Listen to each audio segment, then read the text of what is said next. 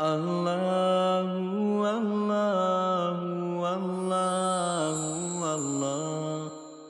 There's a lot of debate or a lot of discussion that often comes in accordance with a hadith that is spoken about as we're getting into the month of Ramadan, which is when the Prophet ﷺ said that when the month of Ramadan comes, the doors, the gates of paradise are opened, and the gates of hellfire are shut, and the shayateen, suffidat al-shayateen, the devils are chained away, the devils are locked away. The first part of this is the technical part, which is that if all of the devils are locked up, why is it that we still have issues? Why do we still sin?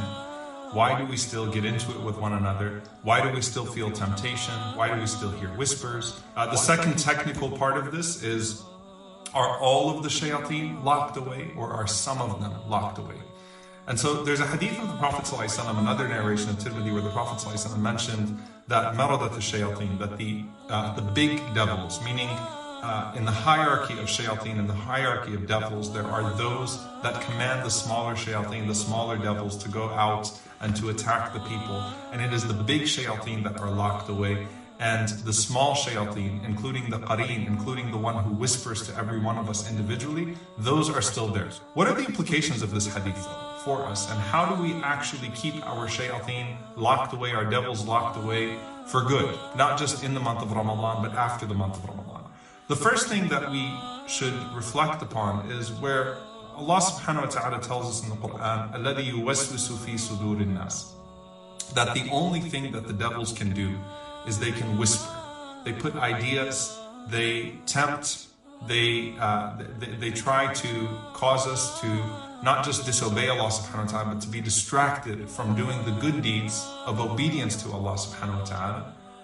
But on top of that, Allah subhanahu wa ta'ala also mentions that the shayateen do not have any sultan, they don't have any control over you, إِلَّا مَنِ اتَّبَعَكَ مِنَ الْغَاوِينَ, except for those that willingly follow them. And so in all situations, the shayateen the devils do not control anyone, they don't have ownership of you.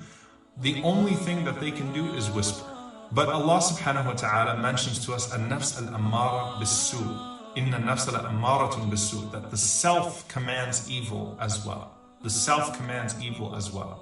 Ibn al-Qayyim rahimahullah, he mentioned this, or he gave this example of a factory that is processing wheat. And he said that the only time that the shaitan finds an opening to be able to plant some of those seeds and plant some of that, some of those desires and those temptations and those whispers, is when the shaitan finds a void, when the devil finds a void within you.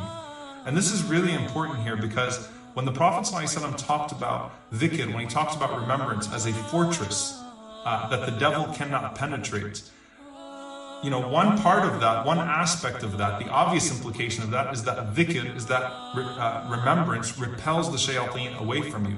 But the other part of that is that if a person is busy with the remembrance of Allah, how are they going to be tempted by the whispers of shaitan?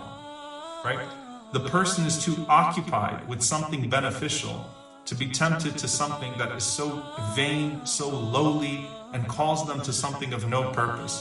And so there's a connection between the remembrance of Allah subhanahu wa ta'ala and the whispers of shaitan. And if you are busy with good, shaitan cannot busy you with evil. Just as dhikr fills a void in the heart, remembrance fills a void in the heart. Remembrance to the heart is, as some of the great scholars mention, is like oxygen, right? It's our spiritual oxygen. Dhikr is our spiritual oxygen. And when a person is pumping out the dhikr of Allah, the remembrance of God, there is no room for the shaitan to find himself in there. What you have to ask yourself is, how much of that, how much of an opening are you giving to him in the first place to be able to find that room to start to twist and start to turn and start to dissuade you and misguide you away from your Lord subhanahu wa ta'ala.